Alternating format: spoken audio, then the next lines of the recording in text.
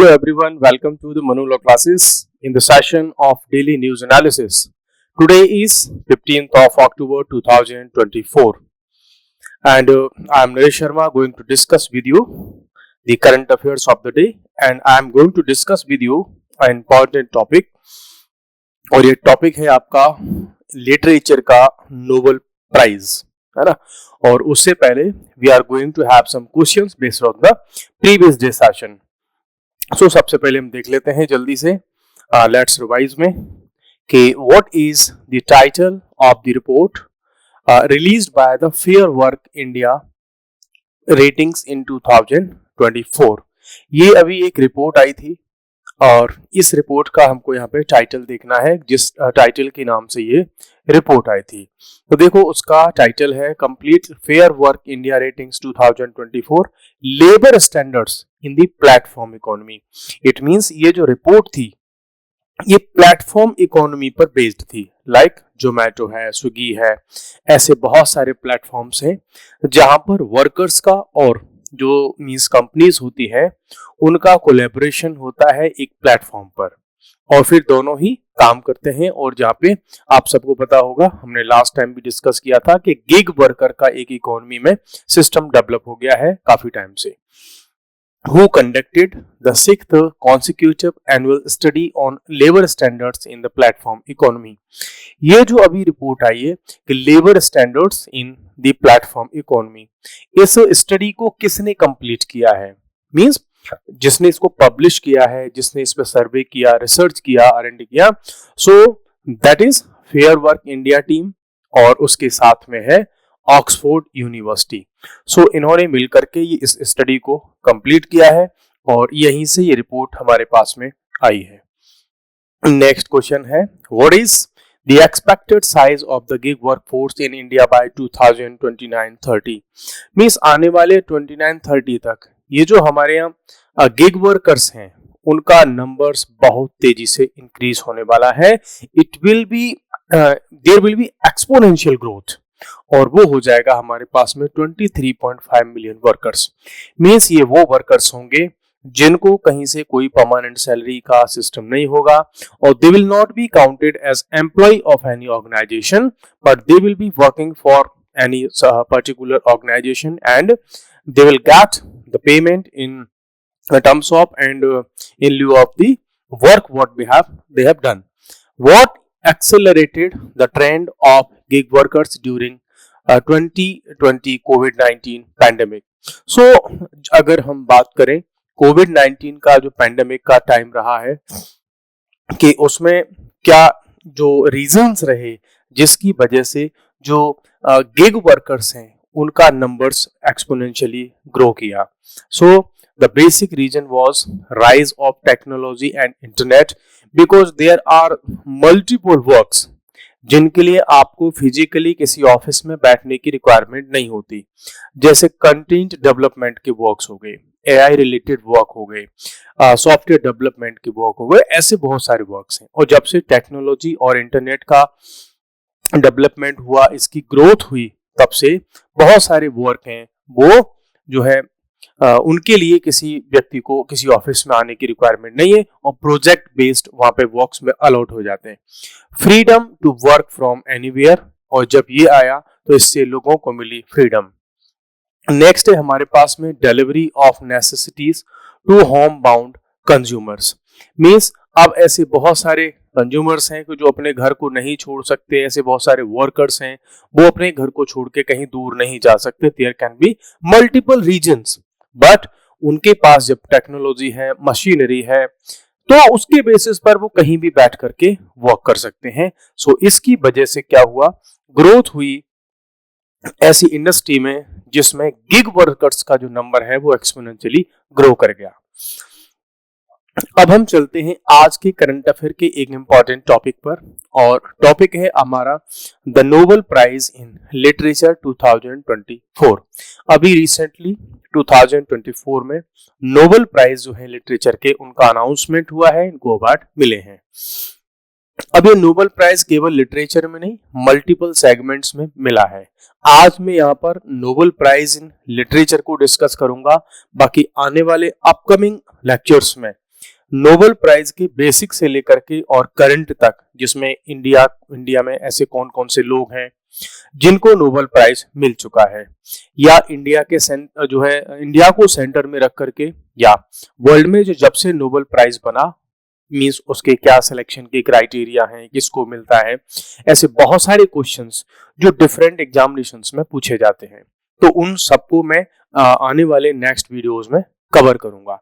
सो आज हम यहाँ पे जो कवर करेंगे वो 2024 का जो लिटरेचर प्राइज है, मींस नोबेल की जो नोबेल प्राइज है उसमें कई सारी कैटेगरीज होती हैं, उनमें से एक कैटेगरी है नोबेल प्राइज इन लिटरेचर। इस प्राइज की अगर हम बात करें 2024 के लिए, तो साउथ कोरिया की एक ऑथर है जिनका नाम है हैन कांग। इनको 2024 का नोबेल प्राइज इन लिटरेचर मिला है, और इस प्राइज को कौन देता है? Swedish academy Stockholm, Sweden. तो स्वीडन में ये जो एकेडमी है ये इसको देती है। किस लिए दिया गया, ऐसा क्या किया इन्होंने? तो इंटेंस पोएटिक प्रोज इन्होंने किया।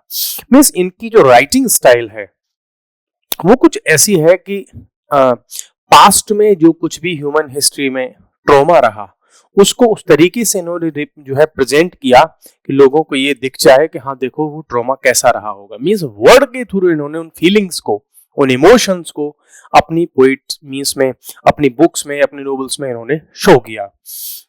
That explores historical traumas and the fragility of life, कि कैसे लाइफ में जो है ट्रॉमास होते हैं और लाइफ कितनी फ्रेजाइल है, मींस कितनी जो है जो मोमेंटम है, बिल्कुल लाइफ जो है परमानेंट नहीं है। तो उसको इन्होंने बहुत अच्छे से अपने लिटरेचर वर्क में शो किया है। ये महिला है जिनका नाम है हान कांग, जिनको मिला है। और एक गजब की बात यह है कि साउथ कोरिया से पहली बार कोई पर्सन है जिसको नोबेल प्राइज मिला है लिटरेचर में, फर्स्ट राइटर है ये, ठीक है। सो साउथ कोरिया के लिए तो ये एक हिस्ट्री बन गई। अब अगर हम आए कि जब हम हान कांग की बात कर रहे हैं तो केवल उनको मींस ऐसा क्वेश्चन नहीं है कि बस ये पूछ लिया कि हान कांग को कौन सा लिटरेचर में प्राइज मिला, या इकोनॉमिक्स में मिला, या साइंस में मिला। हमें थोड़ा सा ये जो लेडी हैं जिन्होंने इतना काम किया और इनको नोबेल प्राइज मिला है लिटरेचर का, तो इनके बारे में थोड़ा सा हमें और जान लेना चाहिए, बिकॉज यहाँ से बहुत सारे क्वेश्चंस फ्रेम होने के चांसेस होते हैं। जब भी किसी पर्सनालिटी को नोबेल प्राइज मिलता है तो वो पर्सनालिटी इंपॉर्टेंट हो जाती है हमारे लिए। और ये देख लेते हैं, इनकी एक बुक थी, ठीक है, उसका नाम था द वेजिटेरियन। 2007 का ये जो है बात हम कर रहे हैं जब इन्होंने इसको लिखा था।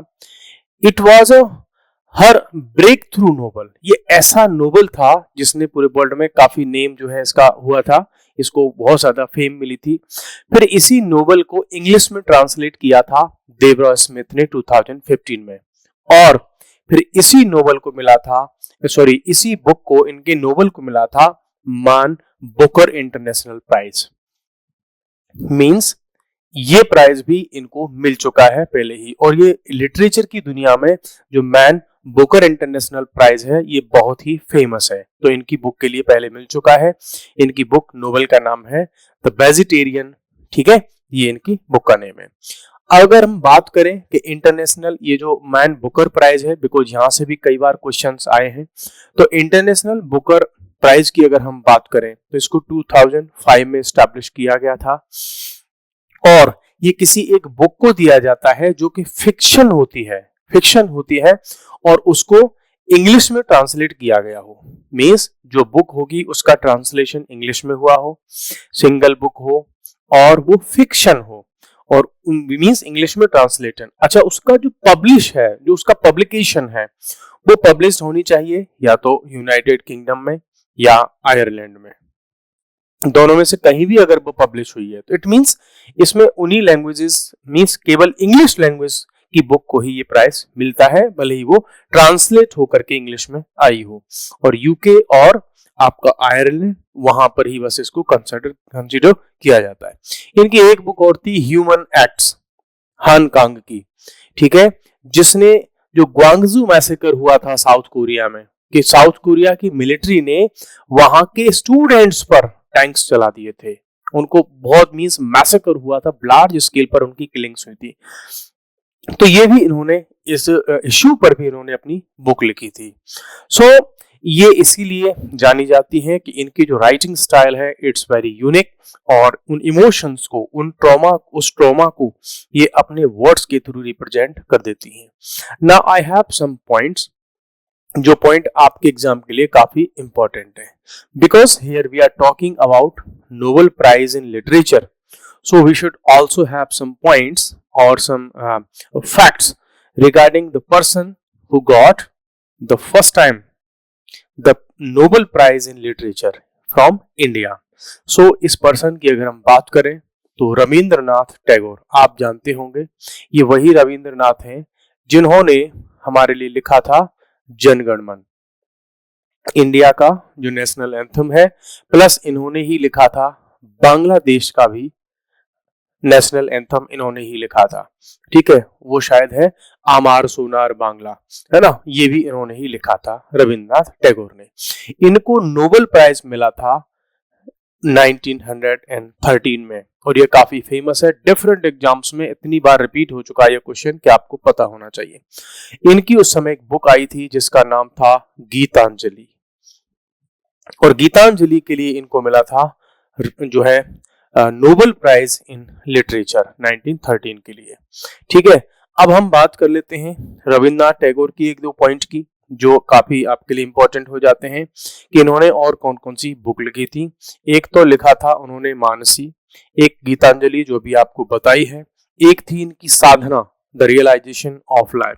इस बुक का नाम मल्टीपल टाइम्स पूछा गया है एग्जाम्स में।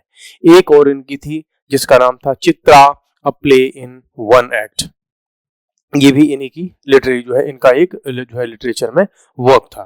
तो ये हमारे पास में मेन पॉइंट्स हो गए आज के सेशन में।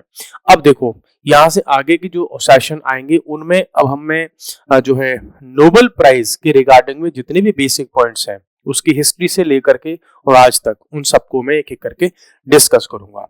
अभी अगर मैं आपके लिए बताऊं कि नेक्स्ट वाले सेशन में हम कैसे चीज को डील करेंगे कि नोबेल प्राइज जो है फिजिक्स में मिलता है, केमिस्ट्री में मिलता है, फिजियोलॉजी या मेडिसिन में मिलता है, लिटरेचर में मिलता है, पीस में मिलता है। इसकी एक कैटेगरी और है, और उस कैटेगरी का नाम है Nobel prize in economic sciences, जिसका नाम एक्चुअल में है स्वेर्जिस रेक्साबैंक प्राइज।